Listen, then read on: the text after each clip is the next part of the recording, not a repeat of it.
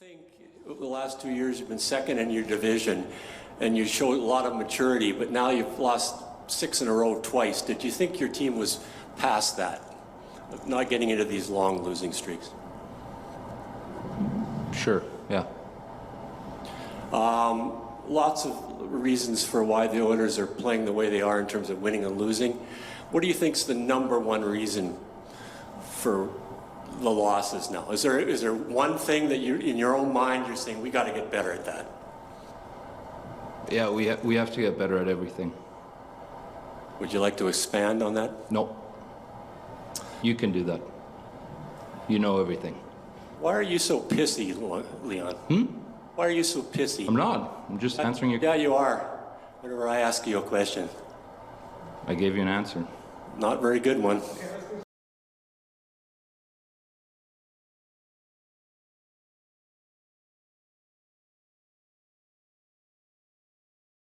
I don't mean this to be sarcastic or pointed, but I mean, that went out on Monday Night Television. A lot of fans are talking about it right now as a big problem with this team. Can you put into context what was going on at that moment? What caused you? What Deuce and I talk about is nobody else's business. But why was something funny when you're down 18 points in the fourth quarter? It wasn't funny. I wasn't laughing about anything.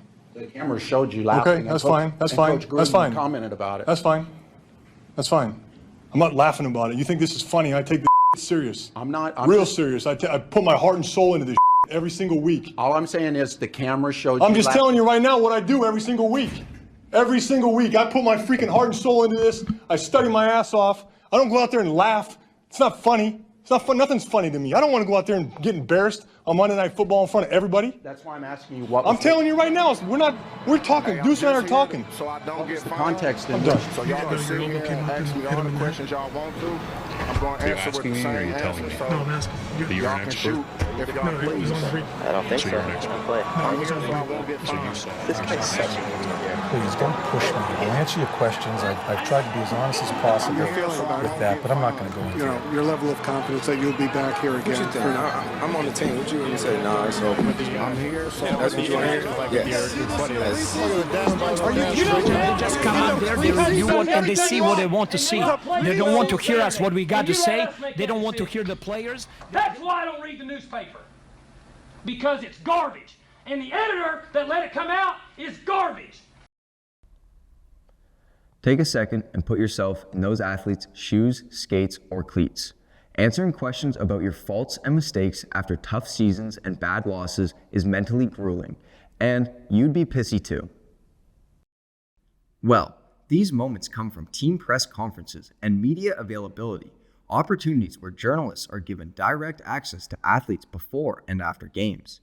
These are a staple in sports media coverage as they allow reporters to gather quotes, ask tough questions, and build narratives, even leading to viral moments in meme or pop culture.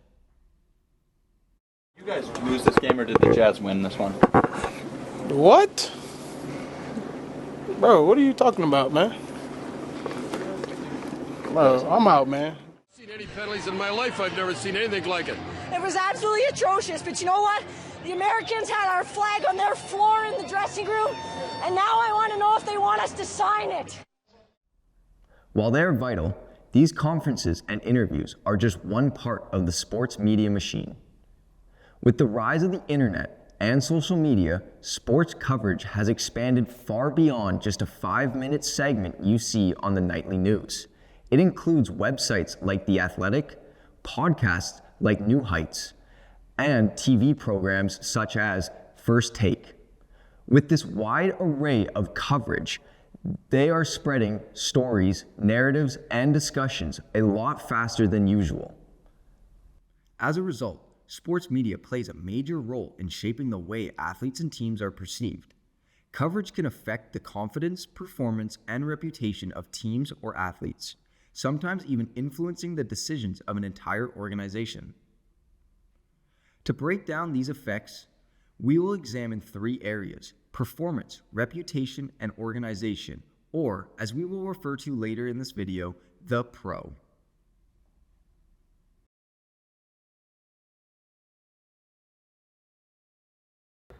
Beginning with P, We will examine how media coverage can shape performance through hockey, focusing on a recent example of the NHL's Vancouver Canucks and Swedish forward Elias Pettersson.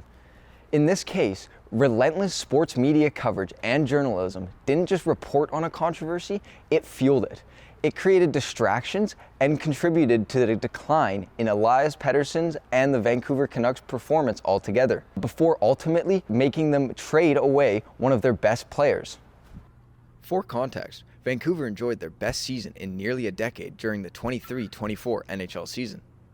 The team finished with a 50-23-9 record with 109 points, good enough for 6th best in the league, and was one of 10 teams to break the 100-point threshold that season. They finished atop the division for the first time since 2013. They qualified for the NHL playoffs for the first time since 2020, going as far as the second round, but eventually losing to the Edmonton Oilers in a win-or-go-home Game 7. Pettersson shined with 89 points in 82 games, averaging over a point per game, and finished tied for 18th in total points among 935 players who played that season. Alongside Pettersson was American forward JT Miller, who led the team in scoring with 103 points in 81 games, finishing 9th in total points. So, coming into the 24-25 NHL season, it was safe to assume the Vancouver Canucks would be good, maybe even better. Gambling sites believe so as well, some expecting them to reach the playoffs for a second consecutive year, even reaching the 100-point mark. However, in late October, reports of a feud between JT Miller and Elias Pettersson began to circulate, which claimed the two disliked each other.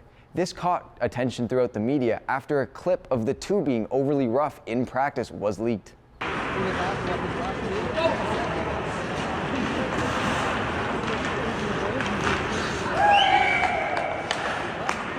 As the season continued, sports media and reporting continued to be persistent about the subject. Slews of articles were published, and any member of the Canucks organization with a microphone in front of them was asked about the situation. What about team unity these days? There's a lot of talk outside about, is there a rift in here? You're the leader of this group. Have you had to step in and sort of, has your leadership been tested in any way? Reporting about you and Petey. I'm not, listen, you guys, in a sense, the outer world have created this thing. Like, this isn't a thing. So, am I bothered? No, but you guys are just wasting your time. About all the chatter around recently this with about you and JT and perhaps being some friction, you know. That's still going on? Yeah, well, it has been. Well, it's the same answer. It's good. I don't know why people still try and make up. Excuse my language, but yeah, that's my response to it. So it hasn't been distracting you? Oh my God. Next question. This story became one of, if not the biggest in the NHL. It became clear that the media's excessive coverage of it had been affecting both the Vancouver Canucks and Elias Pettersson's performance. Although expected to thrive, the team's performance dipped, and this is evident in their season record and position. The team has danced in and out of the playoffs all season long and currently sit 13 points back from the top of the Pacific Division, a place they were just a year ago.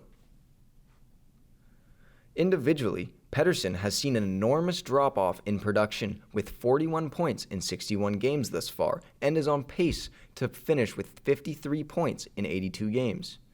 This would be the lowest amount during a single season in his career, a 41-point drop-off from his 89-point season just a year ago, a nearly 50% drop in production.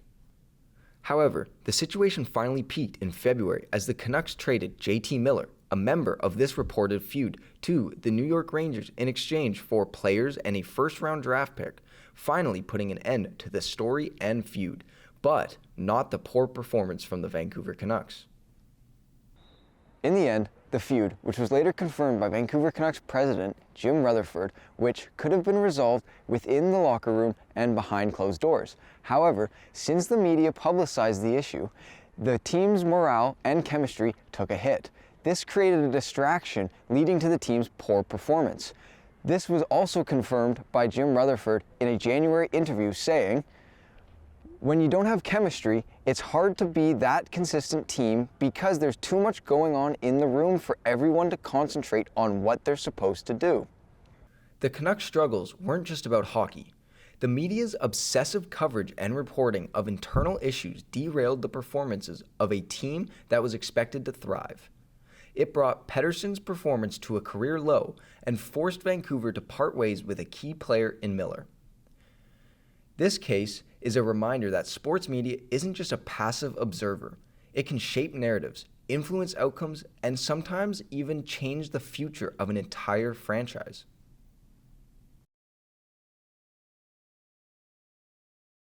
Moving to the R, an athlete's reputation isn't just shaped by their performances. It's also dictated by the media, fans, and the narratives they create about them. Whether positive or negative, these narratives have the power to shape an image and public perception in an instant, but they also have the power to change them just as quick.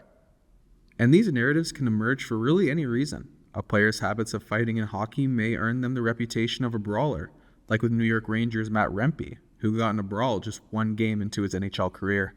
With Rempe, the narrative surrounding his joy of fighting has followed him positively and negatively. It created an appeal towards his fights, with clips appearing all over social media. However, Rempe was also ridiculed for this, such as by Yahoo Sports columnist Ken Campbell. It seems to me that that's all this guy can do in the NHL at the moment is hit people dangerously and lose fights. Off-court controversies also create these narratives, as seen with John Morant, a guard for the NBA's Memphis Grizzlies, whose reputation was tarnished after a series of videos of him toting firearms caught widespread media attention. Unlike Rempe, with Morant, this narrative has only been followed negatively.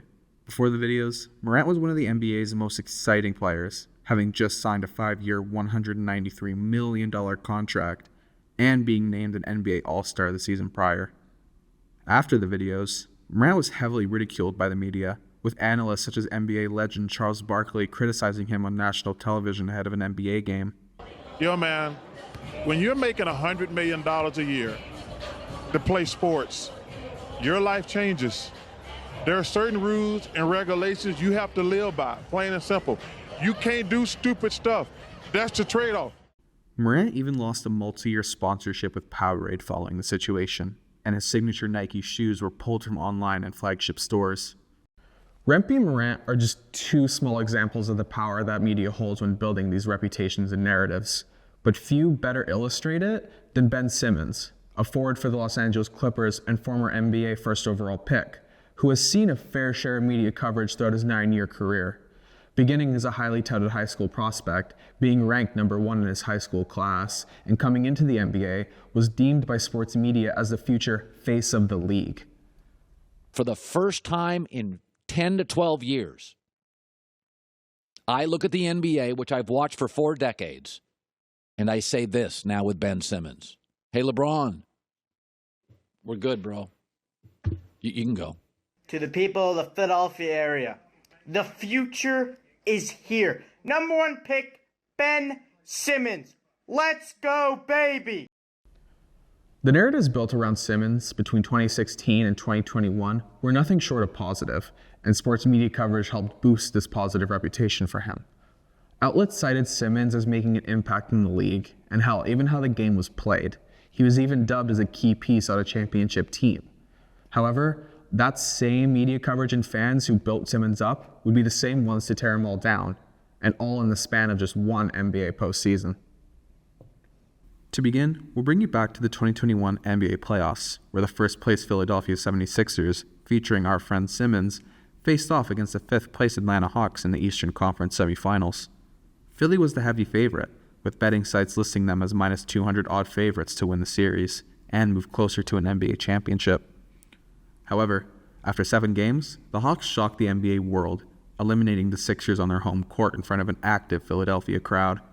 Given the large scale of disappointment in the team's performance, the fan base and media looked for the cause, with Simmons being pointed to immediately, given his poor play throughout the series. Before facing Atlanta, Simmons had enjoyed an excellent season. He was named an NBA All-Star and finished 2nd Defensive Player of the Year voting. In the playoffs, Simmons was spectacular in the team's opening round against the Washington Wizards, averaging 14.8 points, 10.2 rebounds, and 9.2 assists, a rise from his 2021 regular season averages of 14.3 points, 7.2 rebounds, and 6.9 assists. However, during the series with Atlanta, Simmons averaged just 9.9 points, 6.3 rebounds, and 8.6 assists, the lowest playoff stats of his career, and a major drop from his aforementioned stats against the Wizards. And following the series, Simmons faced heavy criticism for his performance, all from sports media, with articles and reports critiquing his lack of shots and overall play. Ben Simmons can be an all-star, but that's all he can be until he learns how to shoot. Following the events of 2021, Simmons' reputation would really never recover, and media coverage of him has been mostly negative, and infamous reporters like Stephen A. Smith ridicule the guard really any chance he gets. I'm completely disgusted with him. I am completely disgusted with Ben Simmons, and I think we all should be. I don't care at this point that he's injured. Nobody is worse than Ben Simmons. Ben Simmons might also be the weakest, most pathetic excuse for a professional athlete we have ever seen in not just American history, but the history of sports. The career of Simmons has seen the full power that media has on an athlete's reputation, taking him from the highs of being next up to having his reputation tarnished all over a 7-game series. Today, Simmons still sees negative spotlight in the media, with national media coverage amplifying the negative narratives about him. However, unlike Rempe and Morant, Simmons has spoken directly about the toll that this betrayal and lack of support has had on his mental health, all in 2023 during an appearance on the Old Men in the 3 podcast. I'm already dealing with a lot mentally just in life, as a lot of people do. But it got to a point where after that series, I'm getting it's like from the people that you're supposed to have the support from or that, that comfort from. And I wasn't getting that either. So it was just a lot. It was a toll on me. And then mentally, it killed me. I was like no energy for anything. Like I was in a dark place. In the end, sports media doesn't just create an athlete's reputation. It builds them, it changes them, and it gets to pick which ones get repaired.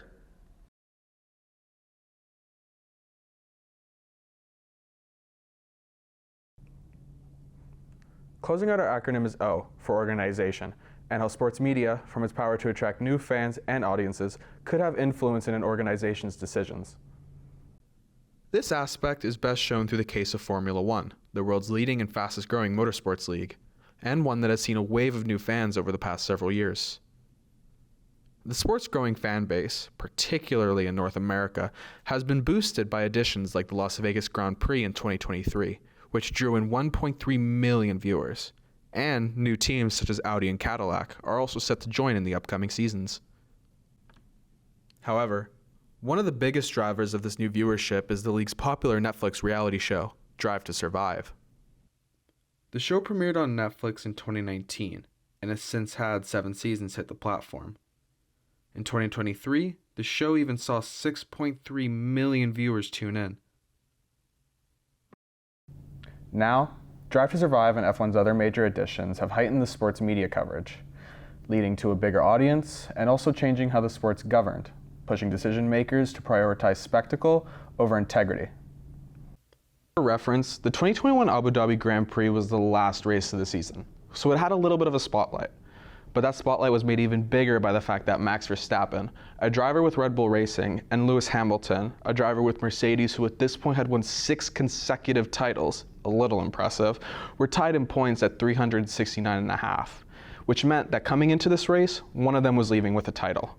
And with 108.7 million viewers watching, F1 had more incentive and pressure than ever to create a dramatic finale. And it led to a decision in the race that some believe they chose entertainment over integrity.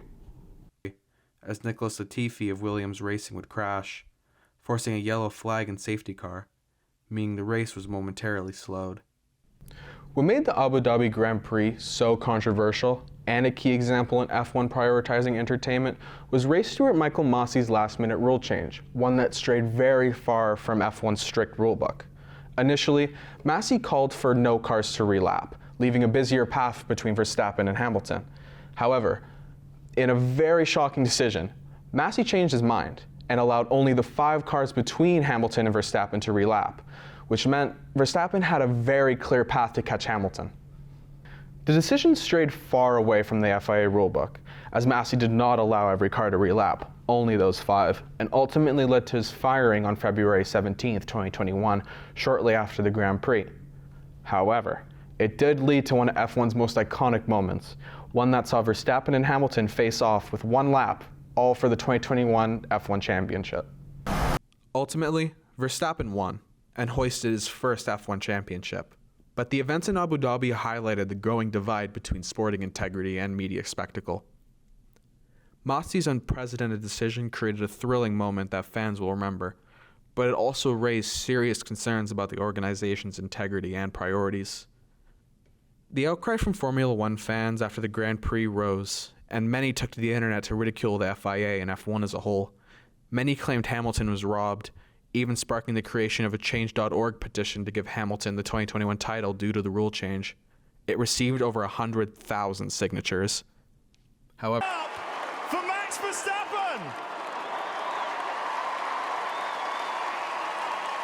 There he is. Cheer up, Max. It could have been worse. We didn't see you next to George Russell. Where is George? Have you two kissed and made up yet? I'm absolutely loving this beef, by the way.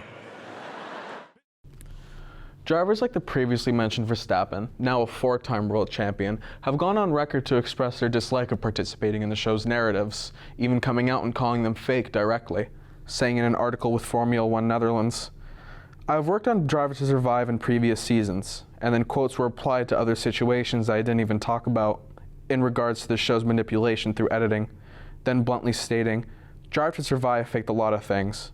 They faked rivalries that don't exist at all." As Verstappen himself pointed out, much of F1's Drive to Survive is dramatized and fabricated. A lot of fake rivalries and exaggerated moments, all that don't reflect the true nature of the sport and test its integrity. And in this pursuit for entertainment, F1 has risked its integrity and the values of their sport, risking it all for the sake of a spectacle and narrative.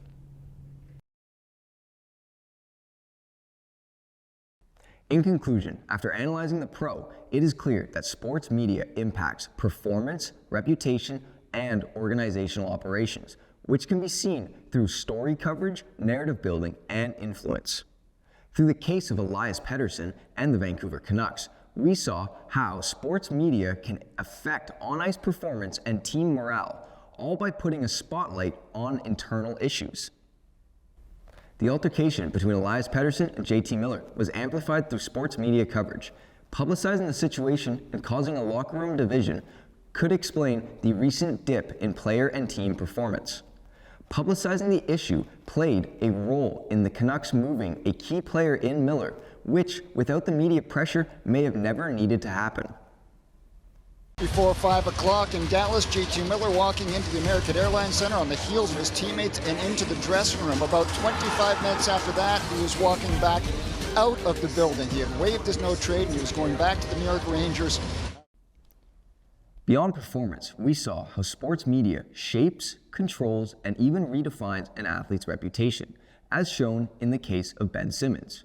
Once praised as a rising star, Simmons benefited from positive narratives built by journalists and TV personalities. However, those same outlets later reshaped his image, turning public perception against him after just 7 basketball games. Having experienced both extremes, Simmons serves as a clear example of the power sports media holds when creating and controlling an athlete's reputation, beyond just simple labels of good or bad players. But, come on, man. Out for Game 4 when it was rumored you were going to make your debut. This dude has 0 competitive fire. Through the case of organization, we examined how heightened media coverage and fan base expansion, possibly boosted by outlets such as Drive to Survive, led to the change in Formula One's decision-making during the Abu Dhabi Grand Prix, one that steered away from integrity. As seen from the events at the Abu Dhabi Grand Prix in 2021, the demand for entertainment and compelling stories may have played a role in the outcome of an entire championship. After examination, it is clear that sports media can and will continue to influence athletes and teams, shaping their performance, reputation, and even organizational operations. But while media scrutiny can have a negative effect, it can also be a powerful force for growth, elevating unrecognized athletes and even entire sports. Take the newly formed Professional Women's Hockey League, for example. As the only professional women's hockey league in North America, which began play in January of 2024, it has benefited from unprecedented media attention, shining a spotlight on women's hockey like never before on a professional level. Through high-level coverage and broadcasts of the league's games by large platforms such as TSN and Sportsnet, and with the influx of articles and dedicated content about the league, it has seen a substantial rise in attention, which is evident in the attendance records. The league set the highest attendance during a game on April 20th, 2024 in Montreal, Canada, with 21,105 attendees at the Bell Center, a world record for the most attendance at a women's hockey game, and it was just 3 months into their league's inaugural season. 21,105 fans in attendance, a new world record for women's hockey. The media buzz around the league has been crucial for its existence and growth, doing so through coverage promoting the athletes and sport without narratives that create distractions, pressure, or tear them down. While sports media has positively impacted some areas of sports, they still have a lot of room for improvement when it comes to how they portray or cover these athletes and teams, ultimately affecting the pro dynamics.